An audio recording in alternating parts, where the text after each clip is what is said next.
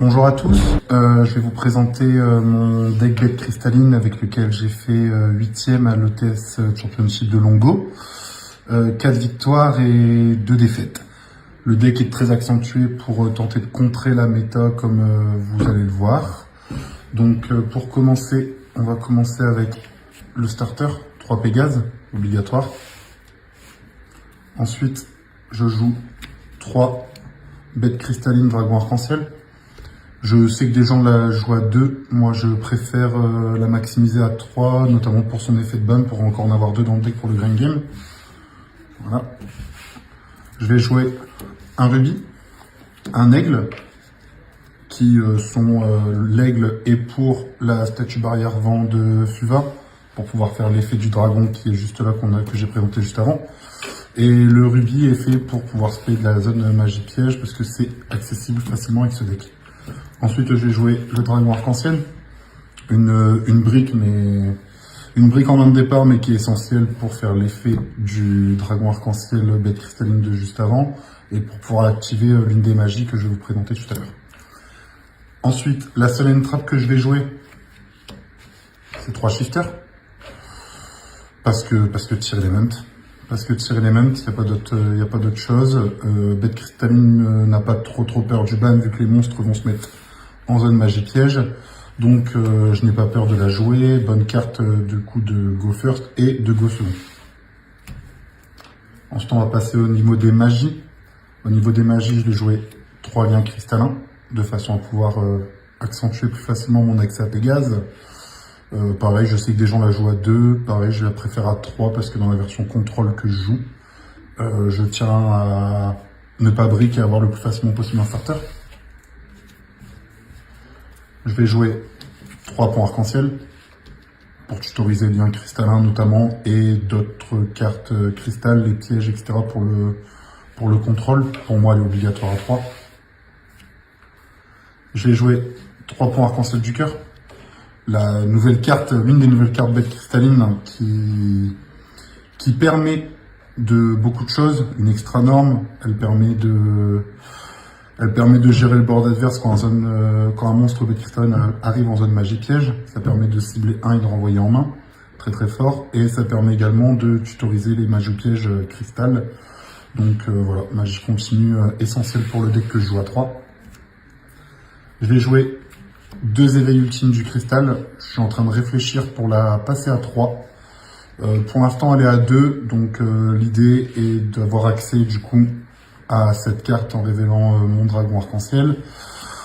Ou alors de l'aspect de rubis que j'ai montré tout à l'heure. Je vais jouer 3 pots d'extravagance. Je joue à 40, je veux accentuer, je veux minimiser un maximum les mains mortes et accentuer mes accès à mes starters, donc voilà, c'est pour ça. Par rapport à la méta, je vais jouer 3 valets mortuaires main deck. Tier Element qui permet de foolish est assez embêtant par rapport à ça. Si foolish la seule valet mortuaire que j'ai dans le deck, c'est chiant. Donc pour le contrer, je préfère jouer à 3. Je vais jouer une mine mystique. Elle est bannie maintenant, donc faudra trouver une autre solution, mais là c'est uniquement pour la potentielle tempo qu'elle peut apporter. Je vais jouer une terraformation, pareil pour avoir accès à valet mortuaire et à mine mystique. Je vais jouer un objet de sacrifice inutile, j'en joue qu'un seul parce que la seule chose que je veux foolish c'est le pont arc-en-ciel du salut. En jouer plus deviendrait une potentielle brique. Pont arc-en-ciel du salut est tutorisable avec la carte que je vous ai montrée juste avant, qui est l'éveil ultime du cristal également. Tu envoies pont arc-en-ciel au cimetière, tu le bannis. Ça te permet également d'aller chercher un starter, donc c'est intéressant. Voilà pourquoi je joue objet sacrifice inutile, pour essayer de maximiser, d'avoir un starter supplémentaire. Je vais jouer 2 fois la contre-piège miracle du cristal et je vais jouer 3 conclaves du cristal. Conclave parce que pour moi c'est la meilleure piège du deck. Ça détruit dès qu'un monstre est détruit, je peux spé du deck très fort. Je peux l'envoyer au cimetière, cibler 1, bête cristalline que je contrôle et une carte sur le terrain. Je les renvoie tous les deux à la main, donc ça me permet de recycler potentiellement les bêtes cristallines qui sont en zone magie piège. Le miracle du cristal contre piège, surtout pour protéger potentiellement Vallée Mortuaire des Lightning Storm, des plumeaux de Damarpi, etc. Que Tyr Element peut jouer. Donc voilà pourquoi je les joue. Et ensuite, pour le main deck, je vais jouer 2 Arcane Bee. Donc il ne peut y en avoir qu'un. Je sais que Tyr Element ne le prend pas forcément. Par contre, Flunder le prend. Donc je voulais quand même avoir quelque chose pour out Flunder, out Rika aussi. Je sais que c'est pas forcément dans la méta, mais avec la performance de Rika au championnat d'Europe, on en voit. Donc je voulais me donner quand même une solution pour Rika. Donc voilà pour le main deck qui fait donc un main deck à 40 cartes. Par rapport à l'extra deck, pour l'extra deck, je vais jouer pareil, Tyr Element oblige et pot d'extra oblige, je vais jouer 3 dwellers. Détache 1, empêche les effets du cimetière, trop fort, complète très bien Vallée Mortuaire. Je vais jouer 3 Bagushka. Parce que voilà, sur une end-phase Bagushka, l'adversaire peut quand même être bien bloqué. Donc ça permet de temporiser le temps d'avoir accès à nos bonnes cartes si jamais on a une main faible. Donc je trouve la carte intéressante. À 3 également par rapport au pot d'extra. 3 voleurs de temps. Selon le deck que j'affronte, je trouve que la carte est intéressante. La magie permet de piocher 1 si jamais je rattache une magie du deck adverse. La piège, pareil, sur du labyrinthe par exemple. Ça permet de...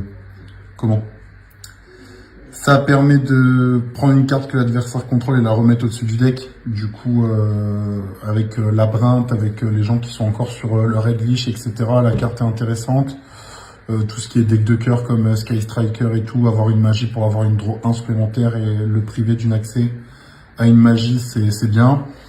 L'effet monstre, sincèrement, je l'utilise pas. La carte, je l'ai très peu utilisée là pendant le tournoi parce que j'ai pas affronté ces match-up là. Mais voilà, je trouve que la carte est intéressante, 2400 de frappe. Ça peut permettre de passer quelques petits monstres qui ont 2000 de def ou 2000 d'attaque, alors que Pégase et Cobalt ne peuvent pas. Dragon de la Tornade, pareil, c'est pour Flunder. L'idée est de terminer sur un Dragon de la Tornade, potentiellement tape statue barrière, ça permet de gérer la terrain, ça permet de gérer sa magie continue qui permet de sacrifier nos propres cartes. Surtout que celle-là, régulièrement, elle est jouée à 1, donc une fois qu'on s'en est débarrassé, c'est pas mal. Donc elle est surtout là pour le match Flunder. Je joue un Cowboy Gagaga pour le time et le burn de 800. Je le joue à 1, je précise, parce que arrivé au time, normalement, je ne compte pas faire pot d'extravagance. Donc c'est pour ça que je me permets de la jouer qu'à 1. Je joue 2 Zeus. Parce que Zeus, tout simplement. La gestion de board que peut amener Zeus est pas mal. Ça permet de remplacer potentiellement mon Dweller qui avec seulement 1700 d'attaque, qui est quand même assez fragile. Du coup, s'il survit au tour, ça peut être pas mal de faire Zeus ensuite. Donc voilà, c'est pour ça que je joue Zeus. Et ensuite, je joue un Supra Dragon Arc-en-Ciel. Je sais, je ne peux pas l'invoquer. En gros, c'est pour montrer qu'il y a un free spot de disponible. Là, j'ai pris celle-là parce que voilà, c'est la carte un petit peu porte-bonheur, on va dire. Hein. C'est la carte un petit peu porte-bonheur, du coup, je l'ai jouée. Mais ça montre qu'il y a une place dans l'extra deck de disponible pour une Link 4 Griffon, pour potentiellement un Almirage si jamais on est forcé de norme notre petit Ruby. Donc voilà. Là, c'est plus la symbolique d'avoir une carte porte-bonheur. Il faut que je sois à 15 pour les pots de l'extra et j'avais pas ce qu'il fallait d'intéressant pour le mettre, donc j'ai joué ça. Par rapport au side deck, le side deck est totalement fait en majorité pour contrer Flunder. Pareil, on est sur les statistiques du dernier YCS, beaucoup de tirs, beaucoup de Flunder. Je vais jouer un plumeau de Damarpi et 3 cyclones cosmiques pour les PTMP. Ça sert aussi contre labyrinthe, etc. Mais moi, c'est surtout, quand j'ai monté le deck, j'ai surtout pensé aux magies continues de Flunder qui peuvent être un vrai problème pour le deck, parce que vu que ça se sacrifie, etc., ça me permet pas d'aller en zone magie piège et ça peut vite liquider mes ressources. Je vais jouer ensuite 3 Sea Phantom, carte pour le time face à Tyr Element. Je vais jouer ensuite 3 murs de fer impérial. Pareil, c'est pour Flunder. Quand on joue Bête Cristalline Control, notre but est quand même d'aller au grind game. Flunder a un très très bon grind game. Donc le fait de l'empêcher de bannir, c'est l'empêcher de recycler ses ressources. Et le fait de l'empêcher de recycler ses ressources, ça peut nous permettre à nous de prendre le dessus sur la durée du duel. Je vais jouer 1, 2 et 3 drôles. Pareil, Flunder. Il tuto une fois, tu fais drôle, il bégaye. C'est une carte qui peut lui donner énormément de mal. Elle m'a servi contre Dragon Link aussi. J'ai joué un Dragon Link bestial. Drôle m'a servi. Donc voilà, par rapport à la méta, c'est pas une carte que je mettrais forcément en main deck, mais en side, je la trouve intéressante en fonction des match-ups. Et enfin, je vais jouer 2 H. Je sais que la place des N-Trap dans la méta, elle fait poser des questions. Moi, j'aime bien H parce que mine de rien, même si c'est un minima, faut pas oublier que quand on fait un tournoi, on va pas forcément taper que du arm méta. J'avais pas joué que contre du tir et que contre du Flunder. Je voulais H pour empêcher, par exemple, Minburn. J'ai affronté un Minburn pour empêcher une Terre du Jugement dernier. Je veux H pour Branded Despia, pour empêcher Aluber de tuto Branded Fusion, ou pour empêcher tout simplement une Branded Fusion. Donc c'est pour ça que j'ai mis H.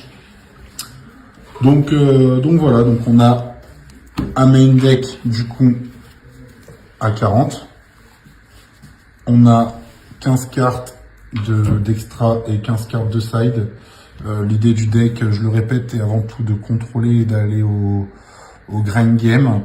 Par rapport à la banlist qui vient de tomber, il y a des retouches qui vont être faites. J'en ai conscience, notamment dans les idées qui viennent, forcément, le fait que fissure dimensionnelle ne soit plus limité. Bah, ça rend la chose intéressante. Je réfléchis peut-être à la mettre à 2 à la place de la mine mystique, et peut-être à la place de la vallée mortuaire ou de la terraformation, puisque du coup avec la banlist, je ne sais pas si Tyr Element sera encore extrêmement représenté. Ça sera peut-être Flunder. Donc voilà, je vais attendre un peu les prochains tournois pour voir. Et je vous dis quoi pour une prochaine vidéo, pour les prochains résultats. N'hésitez pas à suivre la page de l'équipe, ça serait super sympa. Tsunami Card Gaming, les copains font également des résultats très sympathiques. Et puis je vous dis à une prochaine fois. À bientôt.